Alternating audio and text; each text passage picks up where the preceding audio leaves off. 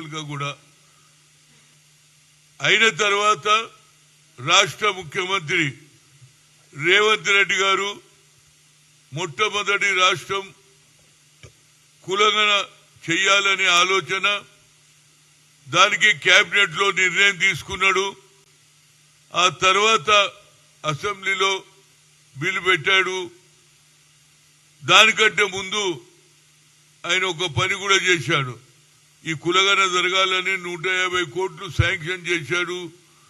ఇవన్నీ జరిగినాక గతంలో ఏదైతే మాట చెప్పాడో కామారెడ్డిలో 42% మేము ఇస్తామని సిద్ధరామయ్య సమక్షంలో చెప్పాడు. దాన్ని ఇంప్లిమెంట్ చేశాడు. ఆ ఇంప్లిమెంట్ చేసిన తర్వాత అసెంబ్లీలో కూడా బిల్ పాస్ అయింది.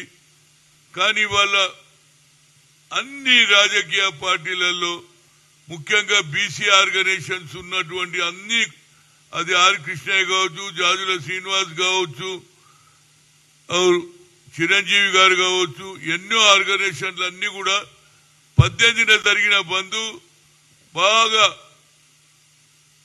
ప్రజలందరూ కూడా సహకరించారు. బిజినెస్ బంద్ అయింది, బంద్ సక్సెస్ అయింది. కానీ ఇప్పుడు నా ఉద్దేశంలో అసెంబ్లీ ఏది హైకోర్టు కొట్టేసే, అంతకుముందు మరి కేంద్రంలో ఉన్నటువంటి సుప్రీంకోర్టుకు పోతే మీరు రాష్ట్రం సంగతి తెలిసిపోయింది. ఇక 3వ తేదీ నాడు ఏదో నిర్ణయం అంటున్నారు. నాకు తెలిసినంత మటుకు జ్యుడిషియరీ మన ఫేవర్ లో ఉంటది, మనకేదో న్యాయం జరుగుతుందని నేను అనుకుంటలేను. ఎందుకంటే ఇందిరా సహాని కేసులో 50% దాటొద్దు రిజర్వేషన్ అని ఏదైతే నిర్ణయం తీసుకున్నారో ఆ నిర్ణయానికి కేవలం ఒకటే ఒక దారి, 9th షెడ్యూల్లో పెడితేనే 76 ఏళ్ల కలలు నిజమైతాయి బీసీలకు అనేది నా ఉద్దేశం. దీనికి నేను ఒకటే కోరిక, నేను పొద్దున మహేష్ కుమార్ గౌడ్తో మాట్లాడు, గతంలో ముఖ్యమంత్రి గారిని మాట్లాడు, సార్ ఈ అన్ని రాజకీయ పార్టీలు ఇర్రెస్పెక్టివ్ ఆఫ్ అన్ని రాజకీయ పార్టీలు పిలవండి, వాళ్ళ సహకారం ఉంటుందా లేదా ఒకటి. రెండోది, మనం ఎప్పటి వరకు అయితే 9th షెడ్యూల్లో పెట్టకుంటే మనకి ఎన్నడూ రాదు. ఈ అవకాశం ఒక్కడే మన రాష్ట్ర ముఖ్యమంత్రి రేవంత్ రెడ్డి చేయగలిగాడు. రాహుల్ గాంధీ సందేశాన్ని ఇంప్లిమెంట్ చేశాడు. ఒక దిక్సూచి కనిపిస్తుంది. ఆ దిక్సూచి ఎక్కడి వరకు అంటే ఆయన పార్లమెంటులో అపోజిషన్ లీడర్ గా బిల్లు పెడితే అప్పుడు సహకారం అన్ని ఎంపీలను కలవాలి, అందరి కాళ్ళు పట్టుకోవాలి, దండం పెట్టాలి, మనం సాధించాలి. దానికంటే ముందు పొద్దునే మహేష్ చెప్పాను, నేను గతంలో కూడా ముఖ్యమంత్రికి చెప్పాను, నేను రిక్వెస్ట్ చేస్తున్నా అన్ని రాజకీయ పార్టీలను పిలవండి. వాళ్ళు ఆ తర్వాత గో టు ఢిల్లీ. 9th షెడ్యూల్లో నిన్న కూడా ఏది ఇందిరా పార్క్ దగ్గర చిరంజీవి గారు ఇంటలెక్చువల్ బీసీ వాళ్ళు ఆర్గనైజ్ చేస్తే చాలా మంది వచ్చారు.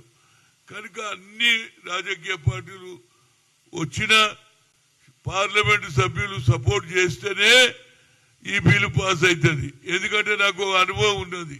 ఐఐఎంలో రిజర్వేషన్ లేదని సుప్రీంకోర్టు కొట్టేస్తే ఆ రోజులలో యూపీఏ చైర్పర్సన్ శ్రీమతి సోనియా గాంధీ గారు ఆమె దగ్గరికి పోయి మేము రిక్వెస్ట్ చేసాం, మేమేమో లోకల్ లాంగ్వేజ్ ఉంటుంది కానీ టాలెంట్ ఎవరిని అద్భుతొద్దు కాదు, మాకు ఆపర్చునిటీ ఇవ్వంటే ఆమె మన్మోహన్ సింగ్ చెప్పింది. కాబట్టి ఆనాడు ఉన్నటువంటి ప్రధానమంత్రి గారు బిల్లు పెడితే పాస్ అయింది. దీనికి అందరి సహకారం కావాలండి.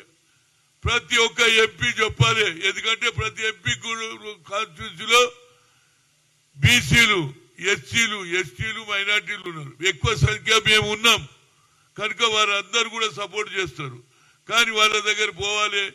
అదేవిధంగా ఇక్కడ ఉన్నటువంటి బీజేపీ ఎంపీలను కూడా కోరుతున్నా, అయ్యా మీరు బీసీ మీటింగ్లకు వస్తున్నారు, బీసీల గురించి మాట్లాడుతున్నారు, కానీ నిజమైన న్యాయం ఎప్పుడు జరుగుతుందంటే మీ అందరు మద్దతు ఇస్తే ఇతర రాష్ట్రాల వాళ్ళు గురిస్తారు. పక్క రాష్ట్రమైనటువంటి తమిళనాడులో 69% ఇస్తున్నారు, మేము 42 అడుగుతున్నాం రా బాబు.